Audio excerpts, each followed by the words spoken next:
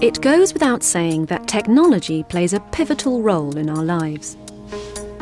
Even if you don't consider yourself a techno-geek, it's more than likely that you'll find it hard to imagine life without a mobile phone or access to the internet. We already live in a world where it's possible to create 3D objects with a printer, where we are constantly tracked and monitored. Self-drive cars and artificial intelligence are a reality. And experts promise the imminent arrival of the Internet of Things that will control our homes and lives. But hand in hand with this increasing reliance on technology and electricity, there is a corresponding risk that we will find ourselves completely unable to function as a society without it. The spectre of a lack of electricity and cyber-terrorism already loom large. And on a more practical level, our dependence on technology is already having quite serious consequences on our abilities and skill sets.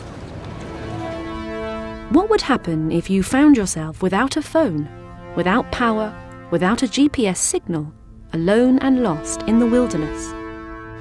How many of us would be able to cope? How many of us even have the basic skills to survive? Jason Ingemels is an expert in wilderness survival skills, and drawing on a wealth of personal experience, he teaches these skills to others and can offer life-saving advice. So my name's Jason Ingemels and I'm the Director for Woodland Ways Bushcraft and Survival. And what we do is we take groups out to various locations throughout the UK and overseas, and we practice bushcraft and survival skills and wilderness living skills. Survival skills for me is about trying to get yourself out of a situation that you've not necessarily chosen to find yourself in. And that is overcoming those 4 principles of survival: fire, food, shelter and water. I teach on the rules of 3. Okay, and those are 3 minutes without oxygen, 3 hours without shelter, 3 days without water, and 3 weeks without food. Now, I'm going to presume that everybody has the ability to be able to breathe, so my pure focus is on shelter immediately. We need to regulate how our body gains and loses body heat, so we need to maintain our core temperature, and clothing is an extension of that, but also the ability to get yourself into an area which is waterproof and windproof. Shelter is always the highest priority. Now, 3 weeks without food may sound like a very, very long time, and indeed it is. And again, not suggesting that you should leave it for 3 weeks and then go out and acquire food, but it's certainly a lower priority for you. If you're ingesting food, your body needs water to ingest it. So if water is of a concern, you've got limited supplies, you're better off not eating. And so we build on that skill set. We get people learning how to create fire from natural materials, how to construct shelters that will be completely waterproof and windproof, again, out of natural materials, how to get their water and make that water safe to drink, and also how to acquire their own food, whether that's from animal or plant.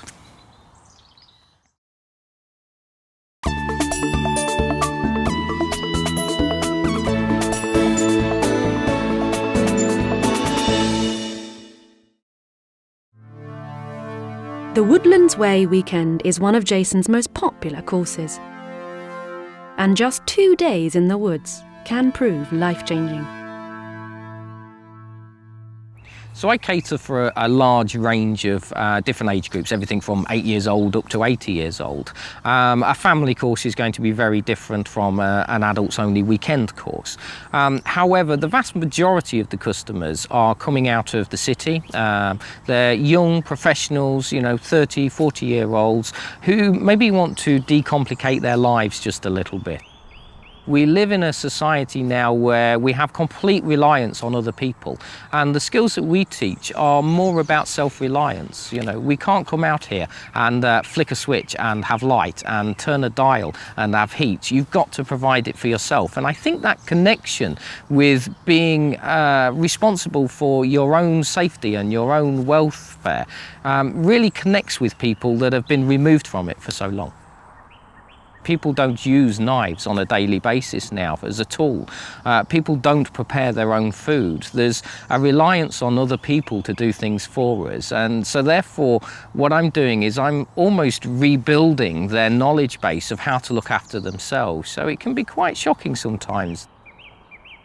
And I think we can see that technology is having a major input into the lack of those skills now. We can press a button and we've got access to a wealth of questionable information sometimes, but certainly information. And I don't think technology is necessarily a bad thing, but we shouldn't use technology to turn our back on these old skills. At the end of the day, if we lose these skills and then technology fails, where does that leave us?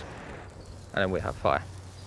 It's strange because I see people going on a journey as they come through with us. So for the first 24 hours or so, they're in an unusual environment. It's alien to them.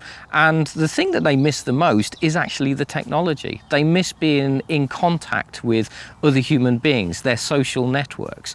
They're not able to, nip onto Facebook and do an update status. They can't communicate with their normal social network through technology. And so they go through a journey of almost having to release themselves from that. But as the time progresses and they realise that actually the world is around them here, it's not on a screen in front of them, you get a transformation. They relax more and they really tune into the environment. And then 24 hours later, they're completely different. They're noticing things that they would have never noticed before because they would have been looking like that. And then you start to get a connection with the real world that you're in rather than the cyber world, which is on a tablet. So getting back to basics, getting people out there, you can see, I see a transformation. They arrive on the Friday night, they leave on the Sunday, a different person completely.